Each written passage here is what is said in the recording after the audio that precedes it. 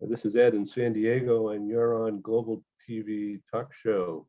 A very special guest today is an old friend, Bill Zaleski, who's a partner with Vialto Partners. Hi, Bill, Hey, again. hey, good to see you again. Yeah, great. So here we are after, I think, the pandemic, and hopefully, and into the, I call it the sprint between now and Christmas time and into the new year. Boy, everything is just like pressurized to get things done after a slow summer and springtime waning away from pandemic. So what do you see out there dealing with much bigger companies than mine? And so are you seeing that the bigger business, they're moving people again? They always were, but now they're into it. Are they trying to do things differently? Are they trying to do more talent management related things? Yeah, great question, Ed. Absolutely, we're seeing a very large uptick in the number of companies sending people on short-term, long-term assignments and business trips as well. So a lot of activity in our client base at the moment that's driving a lot of work right now for us in the tax, immigration, and mobility consulting space for sure. So I noticed some readings over the summer, particularly about a month ago. I think August was a strong reading month. Not much else going on apparently, but EY and some of the other big four or large accounting firms are thinking about splitting up, just like what PwC has done. That's still working good for you guys, right? Yeah, I mean, just a little bit of clarification. So PwC isn't splitting up, but they just happened to sell off our business unit to CD&R, and for the reasons of the fact that, being a freestanding business will allow us to operate more effectively and serve our clients better. But you're right, Okay. EY is taking a different path in that their entire business is splitting up. So the entire EY, and they just confirmed over Labor Day weekend that EY partners have, in essence, agreed to the split up. And it looks like their business will go into two different directions, with audit staying in one place and the consultancy business and tax presumably in another place as well too. But more to come on that. Exciting times in the big four accounting space, big three accounting space, right? Yeah. So how are companies, from your point of view with your customers, I'm not interested in secrets or anything, but just in general information now, as we go into this sprint period where all the things we learned in business school and all the things that we've been doing since then, now's the time for applications and making things work. Yep. Because we're not sure what's coming 6 months from now. But Bill, from your view, there's been a lot of noise and a lot of justification about the noise having to do with compliance, particularly with ESG and diversity and all of that. So from my point of view, and I'm just a small business guy, it just seems like things are getting too complicated. And yet the big organizations such as yours are embracing, rather than fighting it, you're embracing what needs to be done. And somehow you're getting your clients, big corporate clients, to figure out how to express themselves about this ESG thing. Yeah. Great question, Ed. I think one of the driving forces behind at least the environmental reporting stage requirement is the fact that the SEC announced a new proposed regulation in March, which will likely become an actual regulation by the end of the year, which will move from voluntary reporting of environmental compliance to mandatory reporting of environmental compliance. And that will need to be part of the annual reports, the 10Ks of all publicly listed companies. So we're seeing a lot of focus on that in our clients, and how do they get their arms around helping to meet those objectives of reporting within the mobility space. So, and what we find is working with their vendors to identify data sources, right? So they're looking at their travel provider to understand, okay, how can we look at the trips that people take, and how can that impact, environmental standards by potentially initially measuring it, potentially reducing it in the future, right?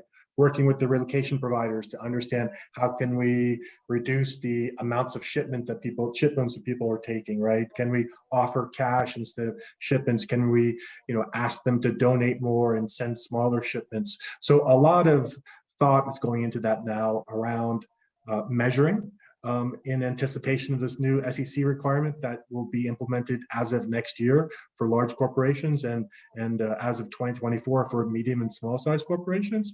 So yeah, I think my clients are beginning to understand and beginning to put a lot of thought into that particular idea. This is about raising consciousness.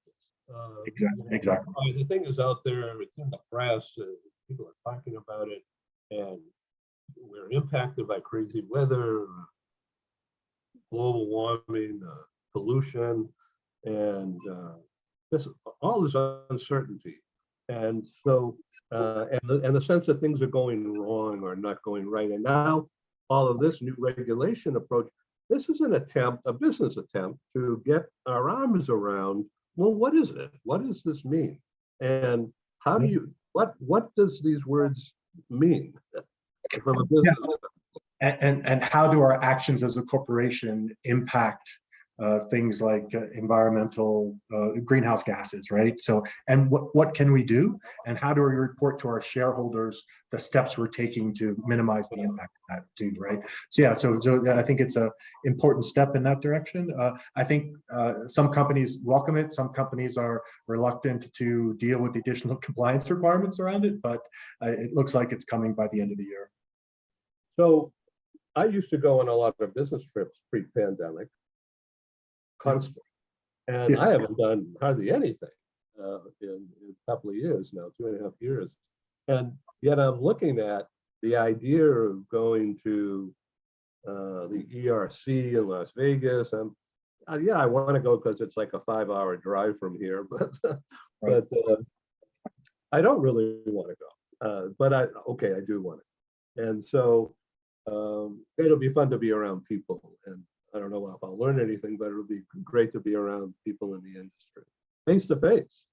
So that would be great. And secondly, I've decided to not produce live conferences in Europe this fall, whereas I had been planning to do a tour, London, Paris, Geneva, Germany, and Italy, all in a week. Okay, on a rapid pace. I decided not to do that in person, but I am doing them all and more virtually. Right. And so this takes a new way of thinking, of course, and it's quite challenging not only to make them interesting and not boring, because otherwise it's difficult to do that online without losing people because of distractions, or if the people talk too much, or it's not clear what the why is. For sure. So are you seeing that? Now, of course, you need to go visit clients, and that's the business need. Yep. But still, virtual is here to stay, isn't it? I agree 100%, Ed. And I think similar to you, I mean, I used to travel once or twice a week pre-pandemic, and maybe now it's once or twice a month, but there's still the necessity to do that. And I think where we'll get to in the global mobility space is that, people ask, do you really need to take a business trip? Can you do this meeting virtually? Can we save the environmental impact of that flight? And so first we'll begin to measure it, and then they'll say, let's try to see if we can control it by 10%, 25% next year by having virtual trips or virtual meetings rather than actual trips, right? So I think that's the future that we're going to begin to see under this new regulation, where companies are going to begin to be required to measure their environmental impact and report to their shareholders what they're doing to control it. Well, I see that effort trickling down to my level as telling me to, as a conference producer, is to make them better, make these virtual conferences the best you can do, without any more definition right now. It's just strive to make them more interesting and more productive in making sure there are connections made and follow-ups. And I'm feeling that as a producer, conference producer, it's like my job to make sure that happens, whether it's a one-on-one or whether we have 10 people on the screen. Agree. Having said that, though, and maybe I'm a bit old-fashioned, I still think there's a different dynamic when you meet with a group in person, right? There's always the side conversations, the impressions you get by meeting with people, right? And I think there'll always be an aspect to that that's still going to continue, but certainly virtual meetings are here to stay. Yeah, well, it's really great to have this opportunity, a couple of guys sitting around and having this conversation about important issues. So how does business look, quote unquote, how does business look to you for this last quarter? Are we heading into a recession? I personally don't see it, but what do you see? Well, certainly from the amount of hours my team and our company's putting in, it doesn't feel that way, right? So at least the business I'm in and the clients that we're working with have, I think, moved to the phase where they're not being severely impacted by the recessionary trends that are being reported in the news, right? But having said that, it's still possible. I mean, they're still being impacted by things like inflationary costs that could drive us into recession, right? But I don't think so, and I hope not. But we're still cautiously optimistic that we won't go into a full-blown recession. Yeah, and so the innovation about ESG and reporting and customer conversations that you never had before on this topic, that's bringing people closer. Or is this a new stakeholder that you found? I think what's happening, like in the global mobility teams, the tax teams that I deal with, immigration teams that I deal with, that they'll have like an ESG champion on their team that will be responsible for aligning their practices within their group with the corporate policies, right? And then they'll take that forward. So it's still a person within the same group that has a different responsibility assigned to them to focus on ESG efforts for their company. Right. Okay. So let's talk about the consulting side of things. Okay. So consulting means that it's not academic. I would think that you strive to not convey an academic approach to a business situation. But what kind of training do you give to your team to avoid that approach and to therefore be very proactive, very practical on getting things done? Yeah, I think that's a great question. We typically work with all of our staff members to listen to our clients, understand their needs, figure out how to accomplish that in collaboration with their timelines, with their objectives as well. It's really important to not go to a client and try to force an idea on them, but to listen to them and co-develop a solution. And so I think, to the extent consultants do that, they're successful. To the extent they go with a pre-planned idea of here's what we think is good for you, I think that doesn't work. Yeah, it's really interesting. So as we come to near a close here in this abbreviated session, I want them to come back give us more of an update in a month or two from now. But what is the approach to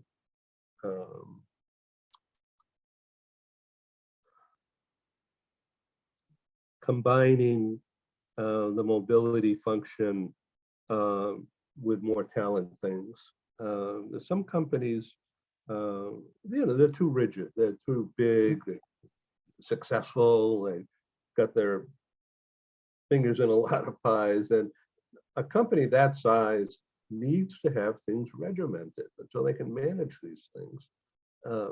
But on the other hand, there's a crying out now from the customer, which is the transferee, um, the employees, for more flexibility.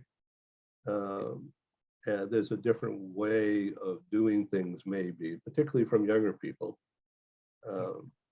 who don't want the pigeonhole mobility package. They want more flexibility. So I'm sure you're seeing that. Would you like to comment on that? Yeah, I think you're right, Ed. That's another trend that we're seeing with digital nomads and countries opening up their borders to allow people to come there. Like Costa Rica, it's not a week goes by that I get like a request for someone that wants to be a digital nomad in Costa Rica, right? I think I do too. But anyway, you're right. I think companies need to be flexible with how they employ people, where they employ people, and the career paths that they're given as well. So, talent mobility falls into that. They just can't hire people to fill a discrete function, but have to view the people they hire as potential leaders within inside the organizations. And how do they grow these people, given the fact that maybe they're working remotely or not in HQ all the time? So I think those are the challenges that we're facing. But for sure, companies are adapting to this new world of flexibility, hybrid work, and being more open to that too.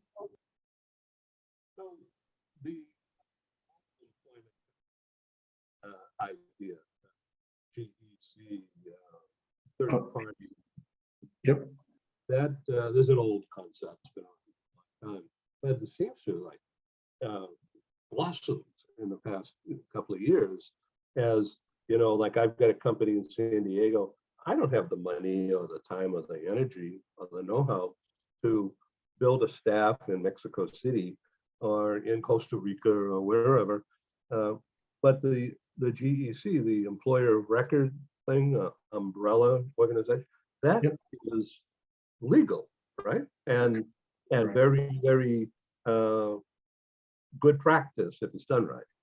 That's right. Yeah. So these we call them alternative employment structures, and so they fall into three buckets mostly. So creating a separate legal entity of your business overseas is kind of like the most complex. Then there's a global employment company, which is still part of your entity, and then there's the employer of record, which is a third party, right? But you're right though. This third bucket, this employer of record, this professional employer organization, as they're sometimes called, is blossoming, right? Because the implementation cost associated with that is practically none, right? Because you don't have to set up a new organization.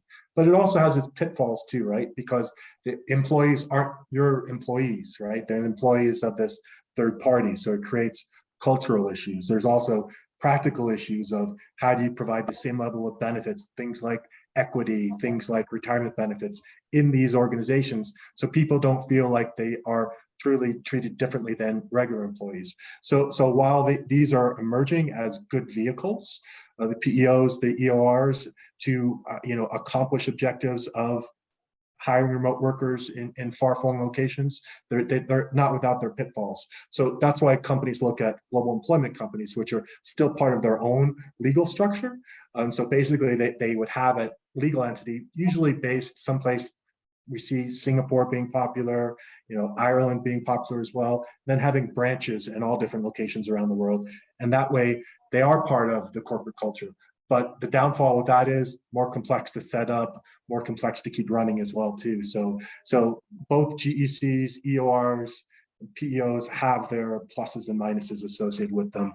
But you're right, a lot of my clients are looking at these structures nowadays to accomplish, as you talked about before, this whole idea of flexibility, hybrid work, remote work. Bill, thanks for being our guest today. Would you like to sum up, take a couple of minutes here and do a keynote here on a topic of interest? Yeah, so I think it's exciting times, and we're seeing a real big uptick in work in this last quarter as clients awake from the pandemic and begin to send out people on assignments. And as a result of that, they need to also be flexible in the way in which they deal with their talent in order to ensure that they can attract people and hire people and get the right talent for the jobs that they need.